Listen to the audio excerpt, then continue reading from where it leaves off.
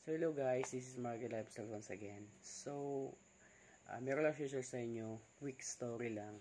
So kanina, pupunta kaming Butuan kasi meron kaming appointment sa PRC. So, nag-band po kami. So, while going kami sa Butuan, I think sa kalagitnaan na, malapit na siguro sa Cabadbaran City. So, yun, kasi nasa gitna kami, nakaupo. So, yung may nasa unahan pa namin. So, may napansin ako na yun, I think nag-download siya ng online learning application na Digido. So, yun, nag-apply siya. So, kitang-kita ko talaga kasi nasa likuran kami. So, kitang-kita ko yung facial recognition, nag-facial recognition siya. So, gumanon pa nga ako eh.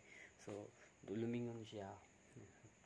So, siguro akala niya, hindi familiar sa akin yung dinownload niya. And then, I think teacher din siya kasi nakita ko yung PRC ID niya while nag-picture siya with yung ID niya. Handheld ID yata yun, yung hawakan mo, yung ID mo. Diba? Yun yung isa sa mga requirements, diba? Maliban dun sa facial recognition. So, share ko lang sa inyo, nakakatawa lang kasi I think yung si ma'am hindi niya alam siguro na ako sobrang familiar ko sa mga online learning application. Digido pa talaga. So, ewan ko lang kung na-approve ba yun. So, I hope na-approve kasi I think kailangan niya ng pera. And then, I think 100% ma-approve yun kasi si Digido naman mabilis yung approval once na meron kayong mga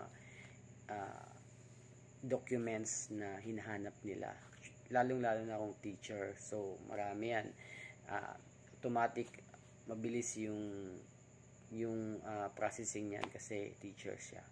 So yun lang, share ko lang sa inyo.